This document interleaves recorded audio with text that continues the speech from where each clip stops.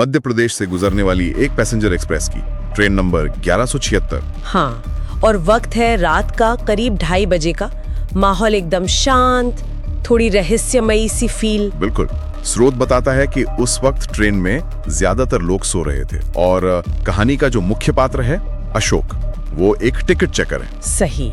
और अशोक अपनी ड्यूटी कर रहे हैं कोच चेक करते हुए, और तभी कोच S6 में उनका सामना एक अजीब यात्री से होता है। यहीं से कहानी का असल रहस्य शुरू होता है। Coach S6। हाँ, तो अशोक S6 में देखते हैं कि खिड़की के पास एक आदमी बैठा है, पहनावा थोड़ा अलग सा। कैसा पहना हुआ है? स्रोत कुछ बताता है इसके बारे में? हाँ, बताता है। उसने एक पुराने ढंग का कोट पहना हुआ था और बस चुपचाप बाहर देखे जा रहा था, अंधेरे में। पुराने ढंग का कोट, ये अपने आप में थोड़ा अजीब है ना? और उसका बाहर घूरते रहना, मतलब कोई रिएक्शन नहीं? बिल्कुल। अशोक उसके पास जाते हैं, टिकट मांगते हैं, टिकट प्लीज, और कोई जवाब नहीं। वो आदमी वैसे ही बैठा रहा, जैसे सुनाई न हो, पत्थर की तरह। अजीब है। अशोक ने फिर कोशिश की, थोड़ा जोर से, सर आपका टिकट। फिर भी कुछ नहीं। कुछ नहीं, न वो हिला न उसने नजर मिलाई, बस बाहर देखता रहा, एकदम खामोश। ये खामोशी, कई बार ऐसी कहानियों में खामोशी ही सबसे डरावनी चीज होती है। एक अजीब सी गैर मौजूदगी का एहसास। हाँ बिल्कुल। और फिर अचानक कुछ हुआ, ट्रेन जोर से हिली। अच्छा, जैसे झटका लगाओ। हाँ, जोर का झटका। और उसी वक्त कोच की बत्तियां वो एक पल के लिए झपकी, मतलब बुझी और जल गई। और उसी पल में, उसी एक पल में वो आदमी गायब हो गया। गायब? मतलब कैसे? कूद गया? नहीं, बस गायब, जैसे हवा में घुल गया हो। सीट एकदम खाली।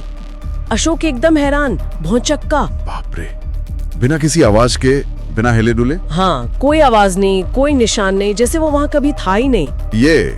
ये तो वाकई चौंकाने वाली बात है। स्रोत जिस तरह से बताता है, अचानक बिना किसी तर्क के गायब हो जाना, ये बहुत कुछ उन अलौकिक या भूत प्रेत की कहानियों जैसा है। सही कहा। यात्री का वो मौन रहना, उसको वो पुराना सा दिखने वाला पहनावा, और फिर इस तरह पलक झपकते गायब हो जाना, ये सब मिलकर एक गहरा रहस्य बनाते हैं। लेकिन रुकिए, कहानियां खत्म नहीं होती।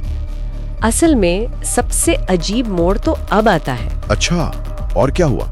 बाद में जब उस सफर की पैसेंजर लिस्ट चेक की गई, मतलब यात्रियों की सूची, हाँ, तो S6 कोच की सीट नंबर 37, जहां वो आदमी बैठा था, उस पर एक नाम दर्ज था, आनंद वर्मा। आनंद वर्मा?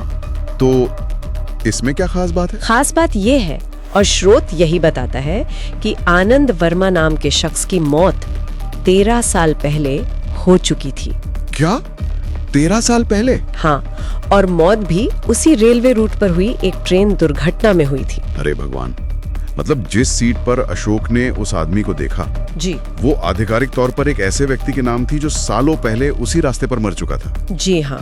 स्रोत इसे महज इत्तेफाक नहीं मानता, वो इसे कहानी के अलौकिक होने का सबूत बताता है। ये जानकारी तो सच में रोंगटे खड़े कर देती है।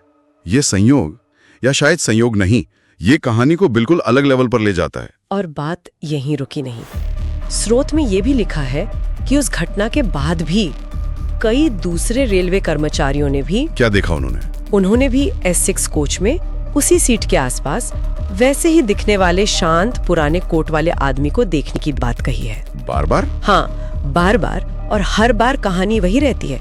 वो आदमी चुपचाप बैठा मिलता है और अगला स्टेशन आने से पहले ही गायब हो जाता है। ये बहुत महत्वपूर्ण है कि ये सिर्फ अशोक का अनुभव नहीं रहा, ये एक तरह की रेलवे कर्मचारियों के बीच चलने वाली कहानी बन गई, एक सच्ची घटना की तरह। बिल्कुल। और स्रोत ये भी बताता है कि अब वो सीट नंबर 37, उसे अनौपचारिक तौर पर खाली छोड़ा जाता है, मतलब उस पे बुकिंग नहीं करते। हाँ, ऐसा ही बताया गया है, जानबूझकर खाली रखते हैं। देखिए, ये सिर्फ अंधविश्वास नहीं है, ये उस समुदाय का, मतलब रेलवे कर्मचारियों का एक साझा अनुभव, एक स्मृति बन गया है, और शायद एक अनकहा डर भी जो उस सीट से जुड़ गया है। ऐसी किंवदंतियां समुदायों में ऐसे ही जिंदा रहती हैं। तो अगर हम पूरी कहानी को देखें तो ये एक ऐसे खामोश यात्री की कहानी है जो कभी अपनी मंजिल तक पहुंचता ही नहीं। हाँ, वो बस सफर करता रहता है, हमेशा एक अंतहीन यात्रा पर, जैसे किसी लूप में फंस गया हो। बिल्कुल।